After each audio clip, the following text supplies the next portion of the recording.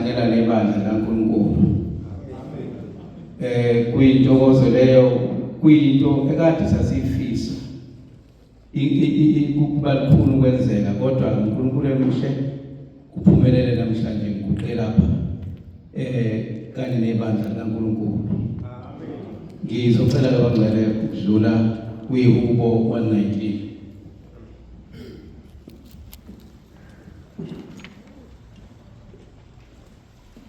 Thina siyamthanda lo onokusindisa, thina siyamthanda lo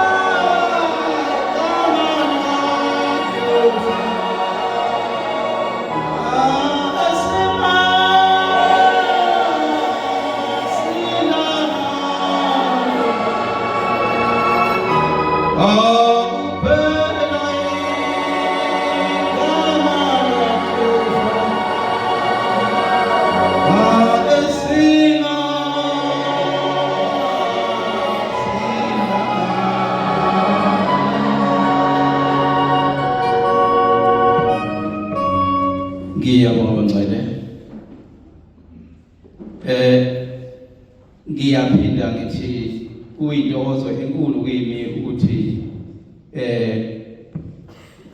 abangcwele sekuzokwenzeka ukuthi bafike kule ndawo yakwaNongoma. Bangcwele ngaphambi kokuba ngiqale intshumayelo, isihloko sale ntshumayelo sizothi ngiyohlala endlini kaJehova kuze kube sekupheleni kwensuku zami. Ngaphambi kokuba ngiqale le ntshumayelo bangcwele, ngicela ukusho ukuthi kuhleliwe kwamnandi sijabula, sithokoza, besijabulela nabanye abantu abamthandayo uNkulunkulu ukuthi ibandla laNkulunkulu liyeza lizovakashela. Kodwa bangcwele noma kunjalo kukhona abantu ukuthi ujabule bebe ngongoma yayona, bangakuthandi inhloko ukujabula kwakho. Kube lukhuni bangcwele, kumnandi namanje, ngakho ngithi ngiyabonga kakhulu. Kumnandi manje ngoba sesihlangene, kodwa kube lukhuni. Ngolwesibili lona lolu nje esisuka kulo ngoba kuyisabatha, ngifonelwe ngomunye umuntu kusho ukuthi ubekade ebuke iposta uFacebook. Maye ngifonela lo muntu uthi webudwana, nina nifuna ukuguqula abantu lapha kwaNongoma benze intando yenu.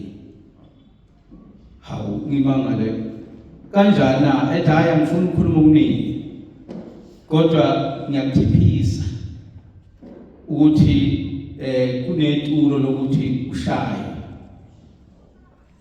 ngolimi ke lokushaywa ke lokho kusuke kuchaza ukuthi kufune kubulawa. Ngithi mina hawu ngishawe ngenzeni, athi cha angikhulumi nje okuningi, ngithi ngiyakuthiphisa wobheka kunetulo lokuthi ushawe ngoba kuthiwa wena ufuna ukushintsha izinto lawo Nongoma, uzenze ngendlela yakho, uyekisa abantu kwakwenzayo. Angazi bangcwele ukuthi isibili ngisithathephi. Angibanga lokho ngiyale ngithe mina ngiyakholwa, futhi ngokukholwa kwami ngayikhethela. Akekho umuntu owangikhomba ngesibhamu wathi ngiyikumaNazaretha kaNkulunkulu. Akukho nje nokuncane ngayiyela khona, ngakho-ke ngiyofela khona. Ngathi-ke ngakho ngiyofela khona, ukuthi nizama ukwenzani nokuthi nifuna ukwenzani, nginendaba nje akunamsebenzi nalonto leyo. Engikushoyo ngithi inkonzo yesabatha iyaqhubeka ngesabatha. Ngaba naleso sibindi futhi bangcwele uNkulunkulu, ingakho ngihuba lesihlabelelo 119 uthi uShembe baba uNkulunkulu uthula mabekuye thina siyamthanda lo nokusindisa uthi alikho elinye igama esingasinda ngalo ngaphandle kwegama likaJehova ngamtshela ke lo muntu kodwa ngokulalela kwami angazi ngiyangazi lo muntu kodwa engibonile ukuthi uyiNazaretha angisho njalo la bona ngoma ke siyawazi amaNazaretha khona ukuthi akuluphi uhlangothi ngamanye amazwi ubezama lo muntu ukuthi le nkonzo ingabikho namhlanje ngoba kunamhlanje bekuyindlela abayenzayo bayebenze lento ukuthi uma kuzoba nento ethile mabe ngayifuni bese umuntu bemsabisa bekuyilowo ngqondo ke nami ukuthi ngisatshiswe kodwa angangamukela futhi ngamkhombisa ukuthi angimukelile futhi ngathi akukho into engiyisabayo ngihlala ekhaya ngoba sengizwe izwe kanje ngizoyihambela nje nangempela bengihambela nje ngikhulekile ngilungisa indaba yokuthi kube nenkonzo namhlanje bantu abangcwele ilokho ebengiyithandile kukho singamaNazaretha kaNkulunkulu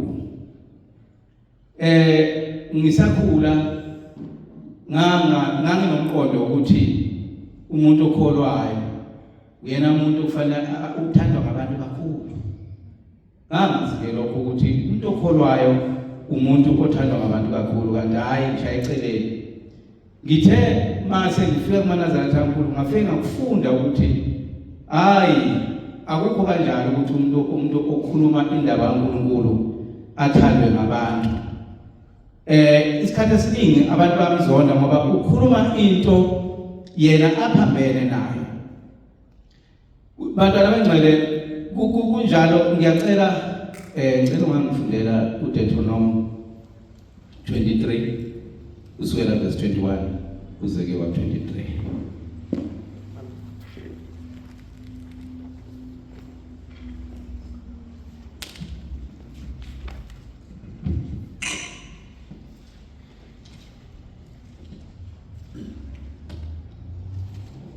Incwadi kaDeuteronomy 23 kusuka kuverse 21 kuze kuphele kuverse 23.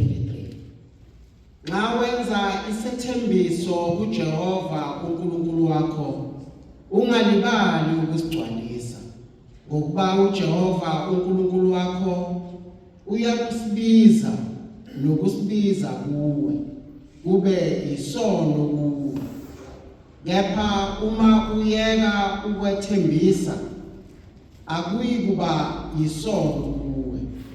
Lokho okuphume emlonyeni wakho uyakugcina ukwenze njengokwethembisa kwakho uJehova uNkulunkulu wakho isethembiso sesihle owasethembisa ngomlomo wakho. Amen. Amen. Ngiyabonga mfundisi wenkosi. Bangcwele ilokho njengoba isho lencwadi ithi njengoba mina nje ngaphambi sesandla ngathi ngiyikhetha inkosi yasePhameni okunguJehova umdali wezulu nomhlaba angisaphinde kwazi ukuthi ngahlehla uthi ushembe ukuthi 11 sethwesiwe thina lelijoka kodwa ijoka leli lomphefumulo lingukuphila kwemphefumulo wethu uthi noma siyafa noma siyaphila kodwa ngeke siphinde sibethule. Ilokho abantu abangcwele ngiye ngithi manje ngishumayela ngikhuluma ngale ncwadi le lapho esho khona bese ngibatshela abantu ukuthi noma ungahlala wena uthi awuzumkhetha uNkulunkulu ukuthi akazukubeka icala kodwa iqiniso elihle uma ungamkhethile uNkulunkulu uhamba ngqono ngoba sikhona isikhathi la ozodlula khona emhlabeni ngaleso sikhathi leso uma ungazange uNkulunkulu umkhonze ugcine imithetho yakhe uyongena kanjani ezulwini ushembe asithembisa lona elikhazeni langaphezulu elanga nenyanga ungazange umsebenzele uNkulunkulu.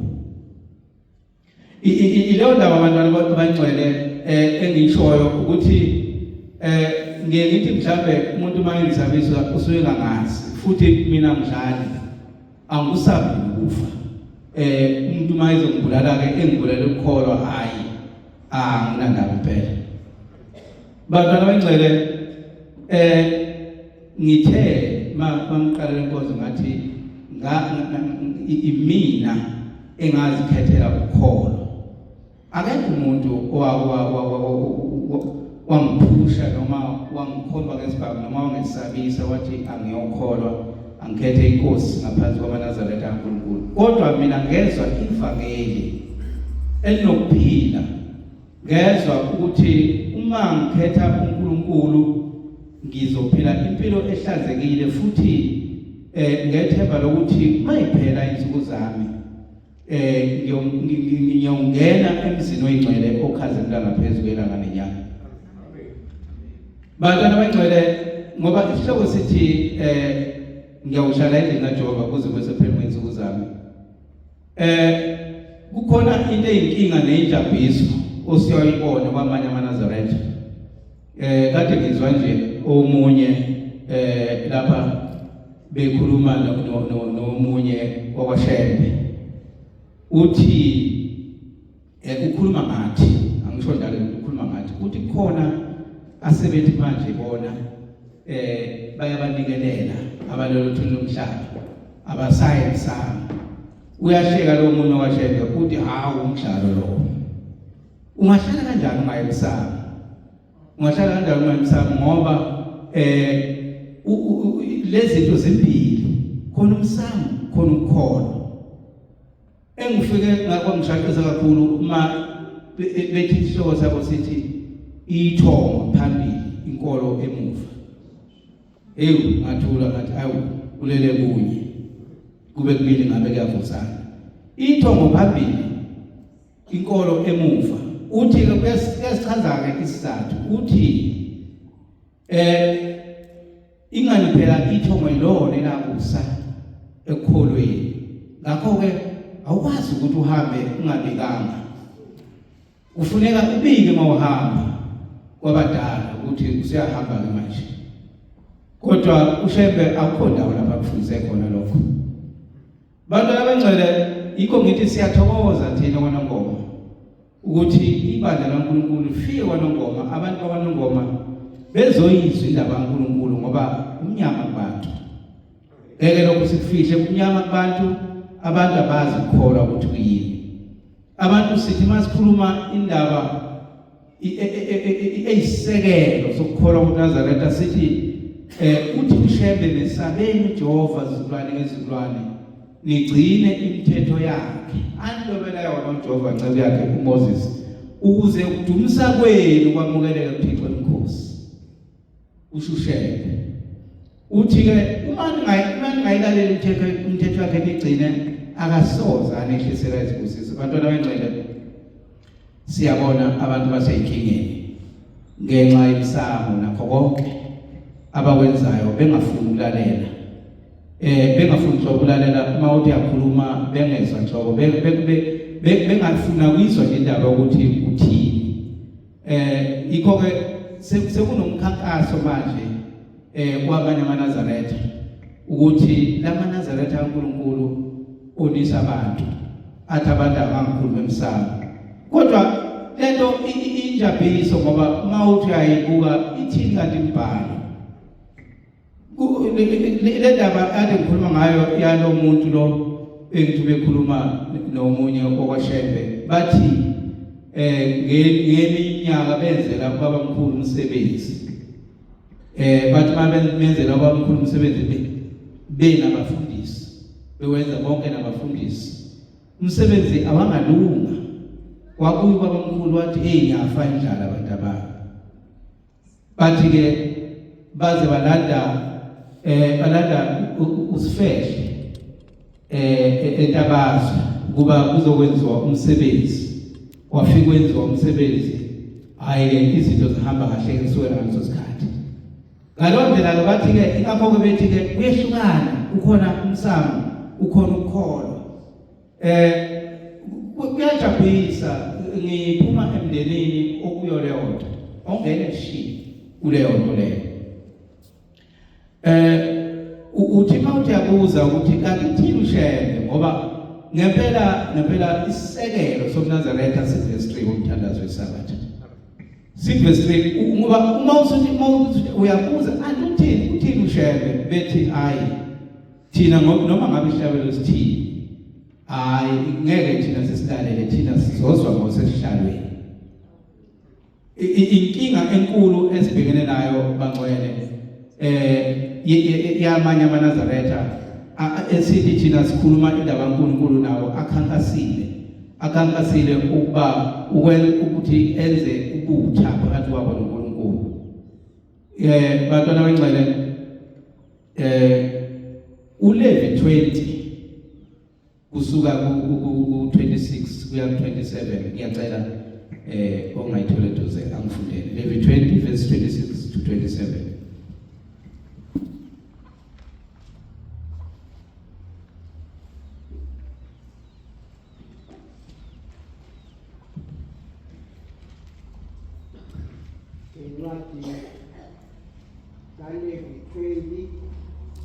Usuka verse 26 kuya verse 27.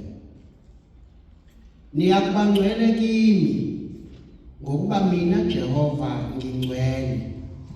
Nginahlukanisile nabezizwe ukuba nibe ngabani.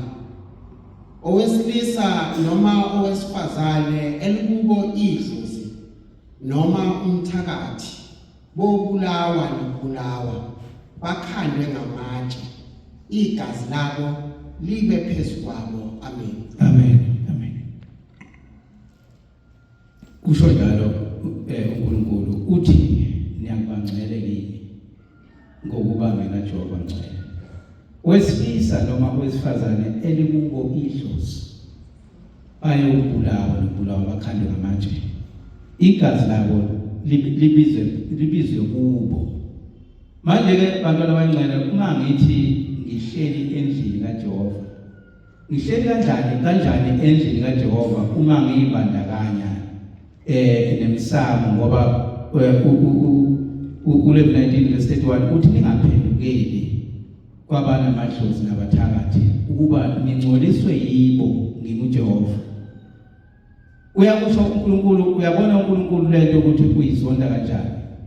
Lento uNkulunkulu uyizonda ngendlela ukuthi umuntu uyambulala mangabe enza nje ebe ethi uyakholwa. Ngoba bangcwele phela mangabe ufuna ukwenza izinto zakho ufuna ungamkhethi uNkulunkulu. Ngoba uma usukhetha uNkulunkulu bese wenza ngendlela ewubutha kuNkulunkulu usudala inkinga.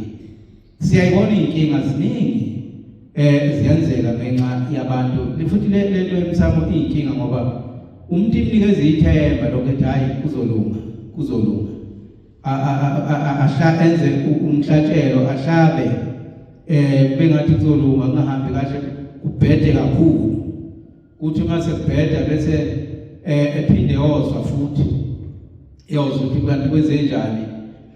I-statement esifike sisho lapha nakufethwa hayi baba kahle konke kodwa nje kwabe sekwa usibanibani othi animbikelanga wadikila wabuyela emuva. Ngakho kufuna nilungise lokho. Angithi phela lento uma ukholelwa kuyona awuzukuyiyeka ukuyenza ngoba phela uyakholelwa kuyona kodwa manje uma usuphenduka embhalweni kanti thini imbhalo. Siyabona lapha ku Chronicle zokuqala chapter 10 kusuka verse 18 kuya ku14 ithi incwadi kwafaka njalo koSawuli ngokuba engabuzanga kuNkulunkulu eyile konedlozi wayobhula kuyena. uNkulunkulu akanandaba ukuthi uhambile wayohlola wathiwani. Usicasulwa ukuthi awubuzanga kuye kodwa kube uthi uthemba yena.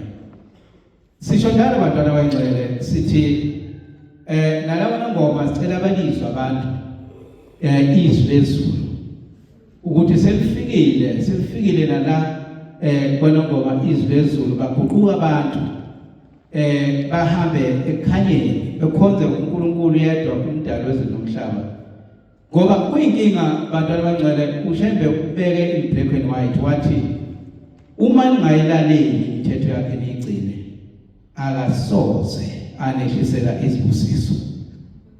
Manje ke uma uyikholwa wenza into uNkulunkulu ayizondayo uyoguqa kuze kuqothuka amadolo asikho isibusiso sithola ngoba phela uNkulunkulu usuke sesisukile kuwe. Sisho njalo nakule ndawo sithi abantu abambona uNkulunkulu kuhle ukuhamba endleleni kaNkulunkulu. Nje ngoba inkinga bantwana abangcwele noma ungabusa noma ungakhomba ngophakathi kube lokho nalokho ubone izinto ezihamba kahle kodwa siyeza isikhathi somhla wokuphela uyobusuwedwa kusho njalo ihubo 38 lithi ngiyohamba ngingedwa esigodini sosisi. Ileyo ndaba abantwana abangcwele esihlangene ngayo besisho noma simemezela ukuthi abese abantu bezozwa izwi kaNkulunkulu umdali wezulu nomhlaba. Bezwe abantu ukuthi umuphi umehluko phakathi kaNkulunkulu owadala izulu nomhlaba nabanye onkulunkulu othema ubabiza ufake ama small letters ngoba bangabanye onkulunkulu uthi uJeremiah 10:11 niyosho kubo nithi onkulunkulu abangalenzanga izulu bayobhujiswa nokubhujiswa. Ngakho ke bantwana abangcwele umuntu ke bayibexakeka abantu sibabuze uma bethe awu usibanibani uNkulunkulu besho umkhulu sibanibani uNkulunkulu hawu sithi ngani yini uthi usibanibani uNkulunkulu ngoba uNkulunkulu umdali wezulu nomhlaba. UNkulunkulu wena ombonayo ohlala naye etafuleni ethi hayi uyayifihla yulimi nje kuthiwa hawu uyayifihla lo nkulunkulu lona kodwa yena uNkulunkulu. Kuyinkinga ke bangcwele ngoba uNkulunkulu nje uyazisho Isaiah 43:10-11 uthi akekho munye uNkulunkulu wabakhona nokhona noyoba khona yena uNkulunkulu yena yedwa. Akekho omunye uNkulunkulu esiyophinde bangcwele sithembele kuyena siyohlala nje uNkulunkulu wethu uNkulunkulu wethu ongunaphakade. Kuyinkinga ngendlela ukuthi nemideni esiphuma kuyona nayo iyasigalela inkinga. Ngiyakhumbula nje ezinyangeni eziphelile ngeke ngabizwa emndenini wathiwa hayi wosa cela usize ngemoto siyolanda abadala emanxebeni siyofika silale kwenziwe nje ke nje lokho kwenziwa ngayo. Ngithule ngithi nahawu labantu ngoba bayazi ukuthi mina lento abayikhulumayo kade ngahlukana nayo bamthatha lokho. Hayi ngase ngithi hayi ngaze bangibelesela ngase ngithi ake ngiyekhaya khona ke ngiyozama bakhanyisela ukuthi lento abafuna ukuyenza bayilandela ukuthi wayi kanjani. Ngahamba bangcwele ngayakhona ngafike ngayichaza ngathi mina no angifune nje nokuzwa ukuthi ningichazele ukuthi kanjani. Mina ngizonitshela ukuthi lento elithi niyoyenza nilandela nje inkinga zihlalele lede niyayilanda nje. Bantwana abangcwele wafana ngihlehle ngoba ngabona ukuthi sengashawa nokushawa kuthiwa hayi wena uyakhuluma nje wasithi wena.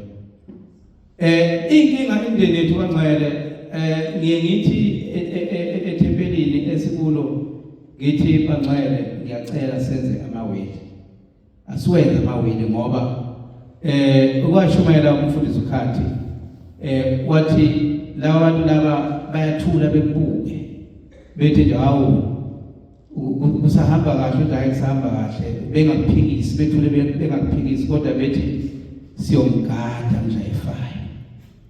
Bese ibakhona inkinga umuntu mayisedlule emhlabeni sebethi simusa ezulwini lomndeni. Salibalekela abangcwele indaba yezulu lomndeni ngoba asiyazi ukuthi into eyayivelephi sayibalekela indaba yezinomndeni kodwa imindeni yethu uma kungekho okuthile okuzoba semthethweni ukuthi cha mina ngayinikela ebandleni lamaNazaretha kaNkulunkulu ngakho noma ngabe ngedlule emhlabeni wonke umsebenzi wami womngcwabo uyophathwa ibandla. Uma ngabe kungekho lokho bantwana abangcwele namanje ngiyatsho kuyingozi sesibonile kwenzeka ngake ngaya komunye umuzi khona lawo Nongoma kukhona odlulile wakhona oyilunga lakhona la maNazaretha kaNkulunkulu savumelana nomndeni wakhona nabafana bakhe savumelana wathi ngachaza ngathi hayi kodwa ke phela ke inkonzo ngiyabona ukuthi nina ningabantu abangahambisani nendaba yokukhona kodwa ngiyacela ngoba wayikhethele yena ukuthi usekhetha uNkulunkulu umdali wezulu nomhlaba ngaphansi kwamaNazaretha kaNkulunkulu ngakho ngiyacela nisinikeni inkonzo iphathwe yithi saya ngakusasa la umfundisi uMpanzi wayikhona no umfundisi uZungu saya bafike bana baphetha laba bantu bathi cha noma ngakwenza okwenu nathi phela sokwenza okwethu. Ngisho ukuthi bantwana abangcwele uma sithi siyohlala endlini kaJehova asikugade ngazo zonke indlela ukuthi uma sidlula emhlabeni imphefumulo yethu iyaphepha. Ngoba kuyinkinga ayikho into engiyisaba njengezulu lomndeni ngiyangisho ngithi hey leyanto ngiyayisaba ngingayazi kodwa ngiyayisaba ngoba ngiyabona ukuthi lento inokuhlupheka okuyisimanga okuyisimanga abantwana abangcwele ngoba umuntu wakhona vele usuke engazange emukelwe ezulwini bese ebuya emhlabeni esezohlupha emhlabeni ehluphe abasemhlabeni kuyinkinga ke bangcwele ngoba sifuna ukuthi ngoba sikholwa nje uma ngabe sifa imphefumulo yethu iye eparadise iye emzini wengcwele okhazeni langaphezulu elanga nenyanga yini ongabuya uzoyifuna emhlabeni uma usemzini oyingcwele onakho konke yini ongathi uyabuya uzoyifuna emhlabeni uma unakho konke kuyinkinga bangcwele sithi ukhona abantu abadidekile esiye sithi masibabuza abanye besanda kukholwa bethi hayi impela isibanibani uNkulunkulu ngisho ngoba kwenzeke lokhu kwenzeka lokhu ngaloo ndlela uNkulunkulu hawu uthi uNkulunkulu ngaloo ndlela ethi hawu uNkulunkulu impela ngaloo ndlela leyo encwadini yezenzo 12 kusukela verse 21 ngiyacela ufundele senkosi.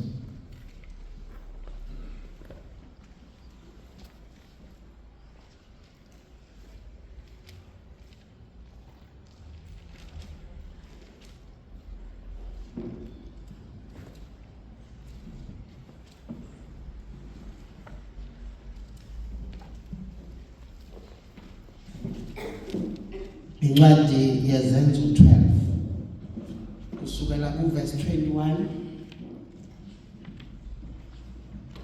ngosuku olumisiweyo uHerodi wembatha ingubo yobukhosi wahlala esihlalweni wakhuluma kubantu bamemeza bathi izwi likaNkulunkulu akusilo elomuntu kepha ingelosi yenkosi yamshaya khona lapho ngokuba enganikanga uNkulunkulu udumo wadliwa izimpethu wafa. Amen. Bantwana abangcwele ilokho esibuthene ngakho ukuthi udumo silunikeze uNkulunkulu. Ngalawo mazwi ngiyathanda ukuthi abantu abangazi ukuthi yini amaNazaretha kaNkulunkulu abahlale besizwa nje sikhuluma sibongoloza ukuthi kahle thina singobani. AmaNazaretha kaNkulunkulu yibandla elikhethe ukukhonza uNkulunkulu yena yedwa lingamxubile namuntu. Baningi ke baningi siyababona bazibiza ngoNkulunkulu. Ikhona ingozi yokuthi uNkulunkulu ma lonto leyo ecasukela ngayo engakudestroya same time njengoba kubhaliwe la ukuthi ngosuku olumisiweyo wasukuma Herod wahlala esihlalweni. Abantu bathi wakhuluma, uthema ekhuluma abantu bathi yizwi likaNkulunkulu. Kepha ingilosi kaNkulunkulu yavela mshaya wafa isithunzi sakhe saphethuza impethu. Sisho ukuthi bantwana beNkosi khethani uNkulunkulu. Khethani uNkulunkulu uma umuntu efuna ukuphila. Asisho ukuthi umuntu mayisekhethe uNkulunkulu ngeke sekuvele kuthiwa ngeke esadibana nenkinga.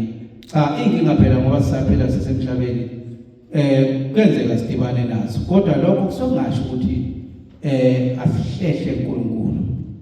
Ngakho ke bantwana bengcwele ngithi abangakamboni uNkulunkulu abamkhethe ibandla lamaNazaretha kaNkulunkulu iwona amaNazaretha ngempela masingasho besingashonisi.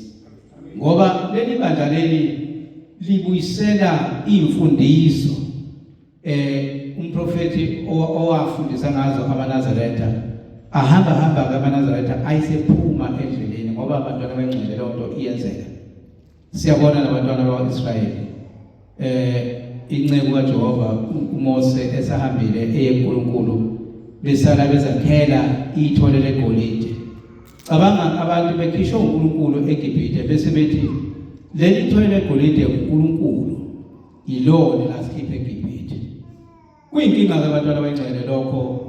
Ngakho ngithi njengoba leli bandla lamaNazaretha kaNkulunkulu lila lizotshala indaba kaNkulunkulu waNongoma. Noma imuphi umuntu oyothi uzama ukusehlisa noma mhlawumbe uzama ukusesabisa ngeke aphumelele.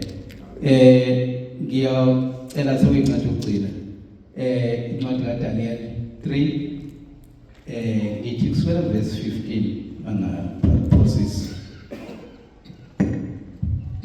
Ngeke aphumelele abantwana bengcwele. Kufuna sibe nesibindi. Singabi nendaba ngoba phela uma uNkulunkulu lo wasamkhetha nje ngeke sithi awu sesiyesaba. Sisaba ukuthi hayi kanti sasikhetha uNkulunkulu ukuthi siyomkhonza makukuhle yini kuphela. Angeke kuhambe kanjalo.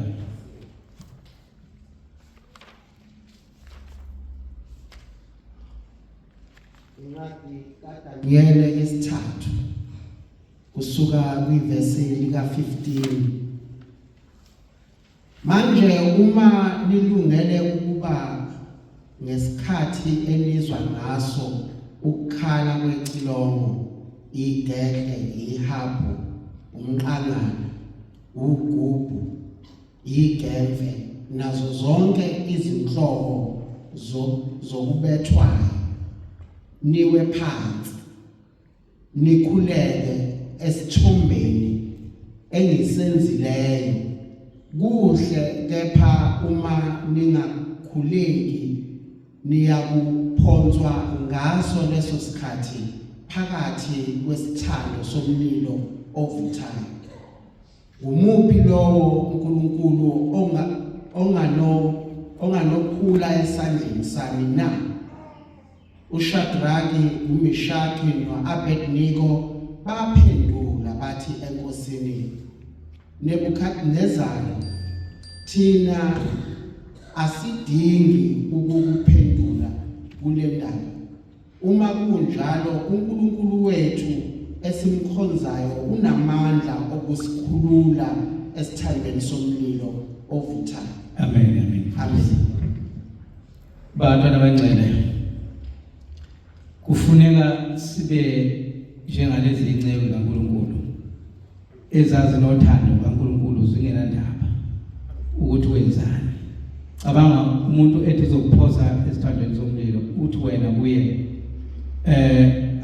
angidingi mina ukuthi ungangitshela ukuthi uma ngingakhozi noma ngingaguqa esikhixweni sakho usuzongisabisa ukuthi ungiphonse esithandweni somlilo. Uthi noma ngakusho lokho ungisabise ngalokho, kodwa Nebukadnezari siyakutshela ukuthi thina asisoze saguqa esithixweni sakho ngenza ukuthandayo nangempela baboshwa bafakwa esithandweni somlilo uNkulunkulu wabavikela abantwana abancane siyabezwa bathi lento engayitshela lensizwe eyifonela bathi uNkulunkulu wethu uyosivikela bathi ke kodwa ke noma ngabe kunjalo akasivikelanga kodwa ngeke siguqe esithixweni sakho sithi sisikhonze bathi ngeke kwenzeke lokho nami ngasho njalo ngathi njengoba niphinde lesifundisa abantu indaba kaNkulunkulu waNongoma nifuna siguqe esithixweni sethu ngathi ngeke lingaphuma entshonalanga kubhekele ngeke ngikwenze lokho ngisho ukuthi bantwana baNkulunkulu asihlaleni ezwini likaNkulunkulu singasuki nabangayibona indaba kaNkulunkulu abaphenduke kumnandi ukukholwa noma ngabe ubona kunzima kanjani ukukholwa yazi ukukholwa kumnandi usenkingeni ubone ukuthi ngisenkingeni kodwa uma ukhumbula indaba kaNkulunkulu indaba yenkingi yaphela ngaleso sikhathi ngakho ngiyanxusa kwama bayibona indaba kaNkulunkulu ukuthi baphenduke bayibone indaba kaNkulunkulu ubone indaba kaNkulunkulu kuyinzuzo eningi ngoba uhamba emhlabeni ukhulekile wazi ukuthi noma ngedlule emhlabeni ukhona umuzi wengcwele engibekelwe wona mina ngabizwa isila